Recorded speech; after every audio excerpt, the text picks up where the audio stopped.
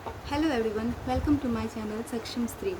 I hope आप सब लोग अच्छे होंगे और अपनी परीक्षा की तैयारियां बहुत अच्छे से कर रहे होंगे।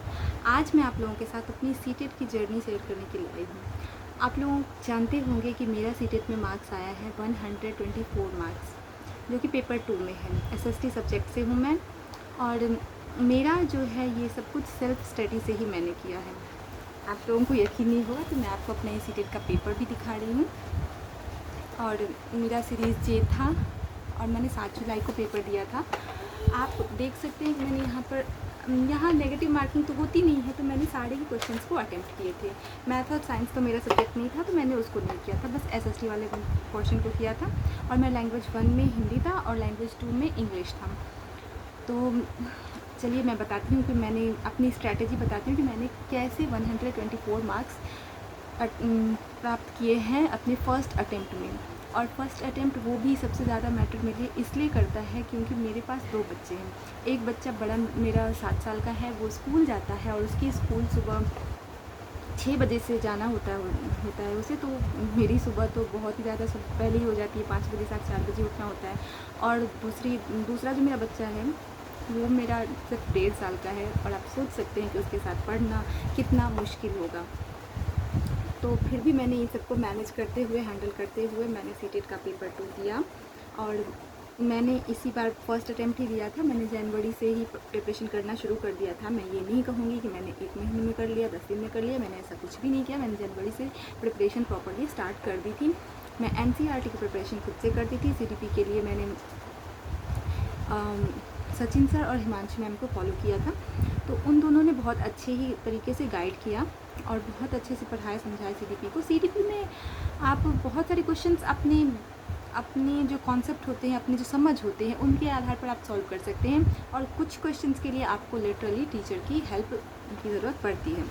और लैंग्वेज की रही बात, तो हिंदी तो मेरा पहले से ही बहुत अच्छा है, तो वो तो ठीक है। बट हिंदी में आपको एक अलग ही हिंदी देखने को मिलती है, जो कि होती है शिक्षण शास्त्र, पेडागोजी जो होती है वो हिंदी नहीं होती है नॉर्मल हिंदी। उसमें आपको थोड़ी सी गाइडेंस की ज़रूरत पड़ती है। मैंने सीटेट में जब मैं पेपर देने गई थी तो मैंने कई ऐसी औरतों को, कई ऐसी लड़कियों को देखा जो कई दूसरी बार तीसरी बार अटेम्प्ट करने आई थी सीटेट का। मैंने पूछा ऐसा क्यों? कई लोगों ने बोला कि नंबर बढ़ाने के लिए, तो कई लड़कियों ने बोला कि मेरा पहली बार में ये हो गया था, वो हो गया था, क्वालिफाई नहीं हो पाया। अब मैं ये देख के तब संशय में पड़ गई कि पता नहीं मेरा क्या होगा, जबकि मैं तो क्वेश्चन तो सारे इजी लग रहे थे। फिर जब आंसर शीट आई, आंसर की आया, तो मैंने उससे मैच किया, तो फिर मुझे पता चला कि मेरे 124 मार्क्स बन रहे 22+2, क्योंकि एक में Z था और एक में A था, तो वो दोनों भी तो मार्क्स जुड़ेंगे ही। तो फिर भी मुझे विश्वास नहीं हो रहा था कि कई लड़कियां बोल रही थी कि जिनके पास कोई जिम्मेदारी नहीं है, वो सिर्फ पढ़ रही हैं और वो दूसरा तीसरा अटेम्प्ट दे रही हैं, और मेरा फर्स्ट अटेम्प्ट में इतना मार्क्स कैसे आ सकता है। तो मैं खुद ही डाउट में थी। फिर जब जिस दिन रिज़ल्ट आया तो मुझे पता चला कि नहीं, एक्चुअल में मेरे 124 मार्क्स आए हैं।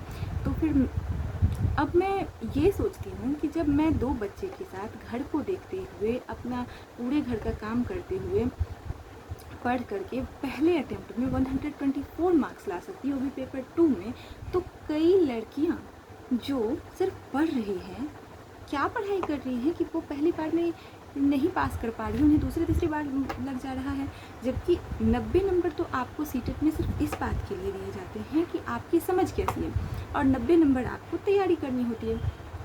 तो आप 90 नंबर नहीं ला पा रहे हो, तो सोचो आपकी पढ़ाई में कहीं ना कहीं कोई दिक्कत है, कोई तो आप डायरेक्शन गलत में जा रहे हो, जिसकी वजह से आपको नहीं मिल पा रहा है मार्क्स। मैंने कहीं से भी कोई भी बैच परचेज़ नहीं किया था, कोई भी कोर्स परचेज़ नहीं किया था, मैंने सेल्फ स्टडी की थी, यूट्यूब से पढ़ा था मैंने पहली बार क्या किया, देखिए, पहली बार मैंने सीटेट का प्रीवियस ईयर एक क्वेश्चन जो था, जो लेटेस्ट था 2024 के जनवरी वाला जो था, वो मैंने दिया। उसमें क्वेश्चन टफ थे, नो मैटर, उसमें टफ थे। तो फिर मेरा उसमें 85 मार्क्स आया बिना किसी तैयारी के। जब मैंने सीटेट का कोई भी तैयारी करना शुरू नहीं किया था, क्योंकि उससे पहले मेरी प्रेगनेंसी चल रही थी, ये चल रही थी, वो चल रही थी। मैंने फाइनली किया था मैं फाइनल ईयर में ही अपना करूँगी, सीटेट दूँगी। तो उसके बाद अब मैंने सोचा कि 5 नंबर जो है ये कैसे आएंगे। फिर मुझे समझ में आया कि 6 to 8 का जो होता है एनसीईआरटी का हिस्ट्री, पॉलिटी और ज्योग्राफी, इससे आपके 40 क्वेश्चंस आते हैं। 40 ही आते हैं, 40 से ज़्यादा नहीं आते हैं। 20 क्वेश्चंस जो होते हैं वो फिर चले जाते हैं उस पर पेडागोजी पे चले जाते हैं। वो आपका वो देखेंगे स्ट्रैटेजी कि आप किस तरीके से क्लासरूम को हैंडल करते हो, किस तरीके से आप सोशल साइंस को बच्चों को पढ़ाते हो, तो उस पर चली जाएंगी। तो उसके लिए थोड़ा सा कॉन्सेप्ट क्लियर होना चाहिए। तो फिर मैंने स्टार्ट कर दी एनसीईआरटी की स्टडी। तो एनसीईआरटी के लिए मैंने बुक्स पढ़ना शुरू कर दिया। बुक्स तो मैंने ख़रीदे नहीं, मैंने ऑनलाइन पीडीएफ से ही पढ़ना शुरू कर दिया।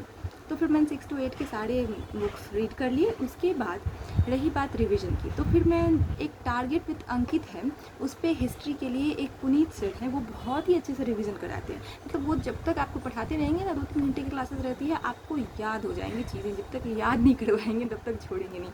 तो हिस्ट्री मैंने उनसे फिर रिवीजन कर लिया।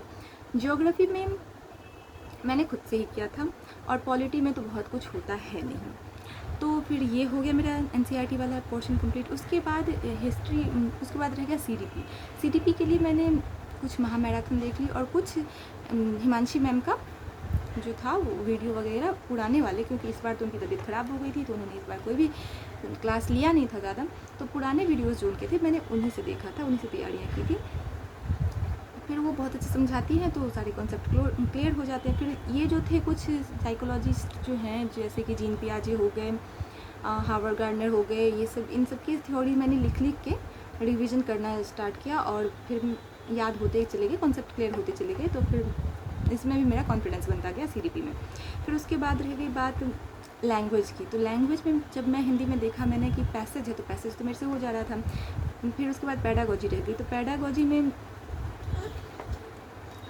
तो पेडागोजी भी जो मेरी है, वो भी मैंने हिमांशी मैम के देखे वीडियोस, तो उससे मेरे कॉन्सेप्ट क्लियर हो गए। फिर लास्ट तक मुझे इंग्लिश में प्रॉब्लम आ रही थी। मेरा लैंग्वेज जो इंग्लिश है, मेरे इंग्लिश में 10 मार्क्स 15 मार्क्स ऐसे आ रहे थे।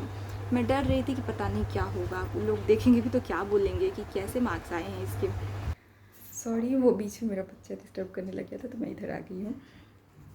तो लास्ट के जो कुछ दिन रह गए थे, शायद 2 या 3 दिन रह गए थे, उस पर मुझे पता चला कि लैंग्वेज जो होता है सेक्शन, जो आपका पेपर 2 होता है, लैंग्वेज 2, उसका क्वेश्चन जो होता है पेडागोजी का, और लैंग्वेज 1 जो होता है उसका जो पेडागोजी का क्वेश्चन होता है, वो सारे ही ट्रांसलेटेड होते हैं। मतलब एक ही क्वेश्चन दोनों में होते हैं, ऑप्शन के साथ भी। तो फिर जाकर के मुझे कॉन्फिडेंस आया, और मैंने पेपर में देखा एज इट इज़ ट्रांसलेटेड थे। तो फिर मेरे लैंग्वेज 2 में भी बहुत अच्छे मार्क्स आ गए, 25 मार्क्स आ गए। तो फिर गाइस, इस तरीके से मेरे एसएसटी सब्जेक्ट में आए थे 49 मार्क्स, सीडीपी में आए थे 27 मार्क्स, और लैंग्वेज 1 में 25 और लैंग्वेज 2 में 25। तो टोटल मेरे हो गए थे 124 मार्क्स, जो कि बहुत ही नॉर्मल मार्क्स नहीं होते हैं, बहुत अच्छे मार्क्स हैं। और जबकि मैंने अपने 2 बच्चों को हैंडल करके पढ़ा, तो मुझे अपने पे प्राउड फील हो रहा है इस बात के लिए, मेरे अच्छे मार्क्स आए। बट ये सिर्फ एक क्वालिफाइंग एग्ज़ाम है। आप इसमें चाहे 90 मार्क्स लाते हो, चाहे 150 मार्क्स लाते हो, आपका वैल्यू बराबर है। इसके आगे जो एग्ज़ाम है, उसमें जब आप टीचिंग एग्ज़ाम क्वालिफाई करते हो, जब आपकी नौकरी लगती है, वो खुशी क्या होती है, वो मैं अभी भी नहीं जानती हूँ। तो प्लीज़ आप लोग मेरे लिए प्रे करना कि मेरी जर्नी ऐसी बनी रहे, और मैं जल्द ही अपना टीचिंग एग्ज़ाम क्वालिफाई करने का भी एक्सपीरियंस और स्ट्रैटेजी आप लोगों के साथ शेयर करूं। तो फ्रेंड्स, प्लीज़ अपनी स्टडी को सीरियसली लिया कीजिए।